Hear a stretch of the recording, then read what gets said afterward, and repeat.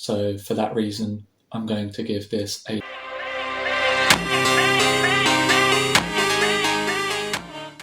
Hey guys, welcome back to the Pump Lab. In today's video, I'm going to be reviewing RYSE Godzilla Preworkout.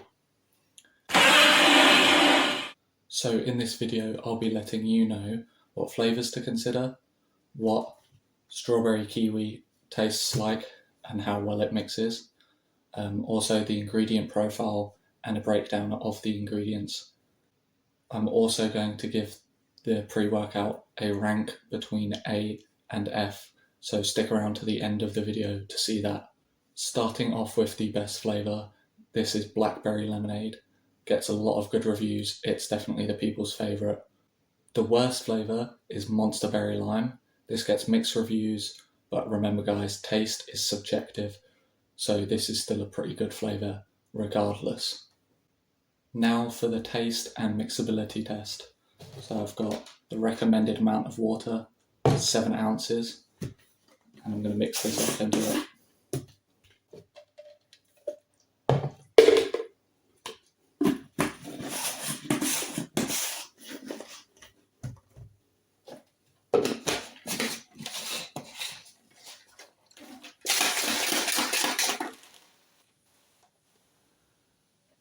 That's mixed pretty well.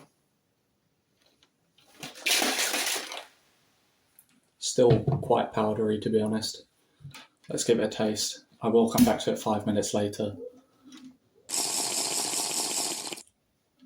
That's delicious. Very sweet. No artificial flavours. I would highly recommend strawberry kiwi flavour. I'm gonna drink all of this and then go to the gym. So cue the edit.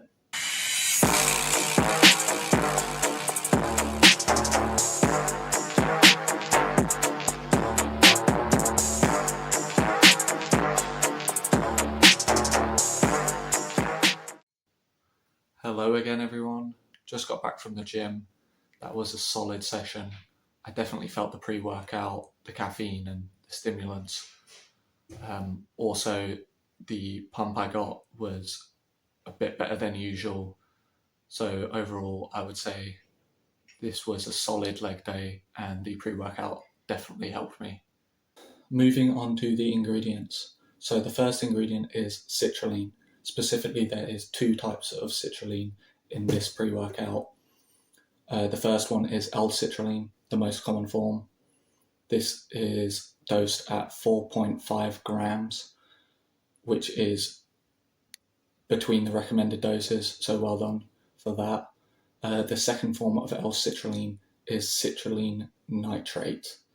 This is a more potent form. Also, it uses a different mechanism to get into your body. So these are going to be working at the same time, simultaneously. This is dosed at 1 gram. Personally, I would like to see this a bit higher at about 2 grams.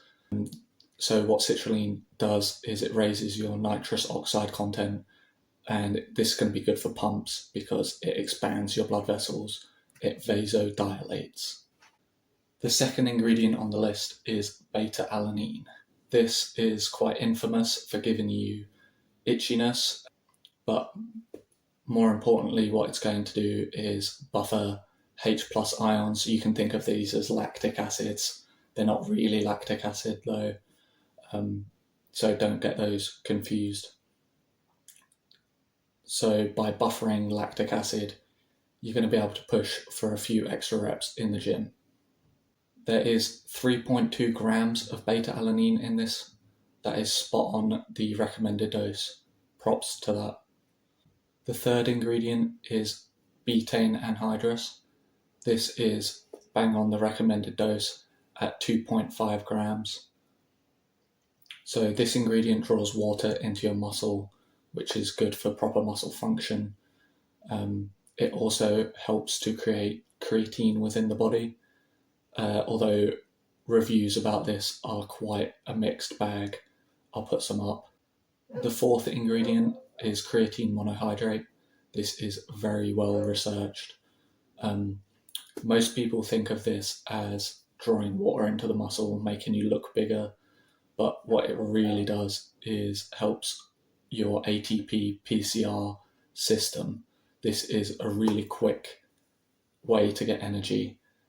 Usually it works about 10 to 12 seconds, but when you supplement with creatine, it extends it to about 12 to 15 seconds. So should be good for getting a few extra reps in at the gym. Solid ingredient. Do not worry about creatine causing you to lose hair. You can see I've got all of mine still when I take it all the time. 5 grams a day is what I take. So 2.5 grams in the tub is a little bit low. I would like to see at least 3 grams, but it's okay. It's still a common supplement to have on its own, so you can just add more in to the pre-workout or take it separately if you want to. The next ingredient is choline bitartrate in the branded form VitaCholine. This is 500 milligrams. That's on the lower end of the recommended dose. This ingredient is supposed to help reactions, mind-muscle connection, and focus. But what it's really good for is synchronizing skeletal muscular contractions. So this is brilliant for maximal power output. The reviews on this are a bit of a mixed bag as well. Next ingredient, pink Himalayan salt, 250 milligrams.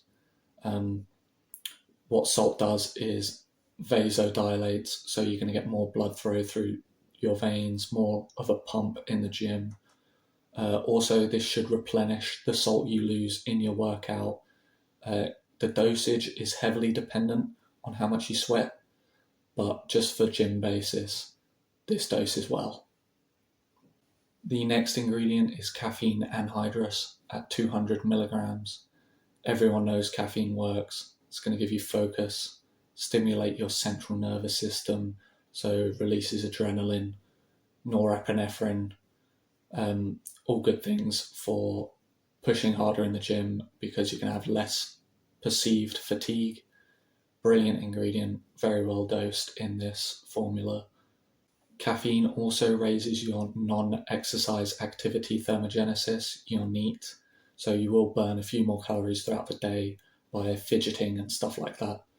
I will say this about caffeine, don't take it past 4 p.m.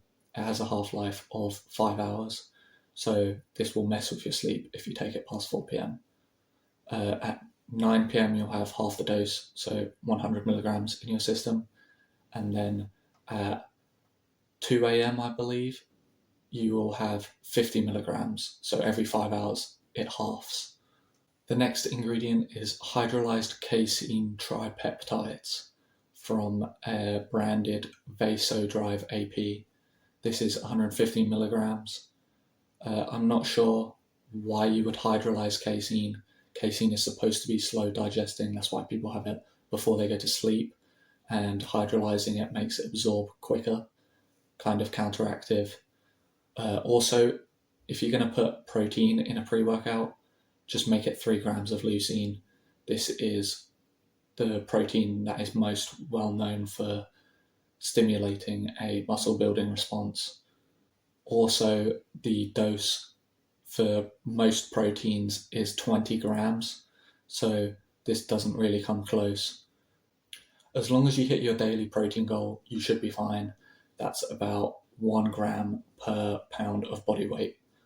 The next ingredient is theobromine at 100 milligrams. So this is kind of like caffeine, but instead of vasoconstricting, it's going to vasodilate.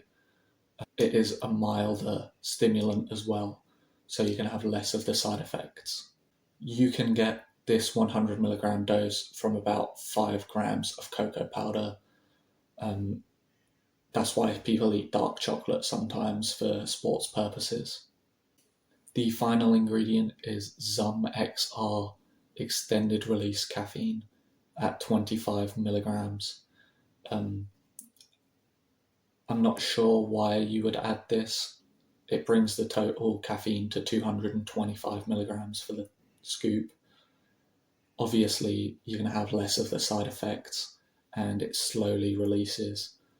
but personally, I think one form of caffeine is enough. Overall, I think this pre-workout has some very good ingredients in it. However, some of them are debatable as to their efficacy in a sports context. The taste was amazing, but the mixability was a little bit grainy.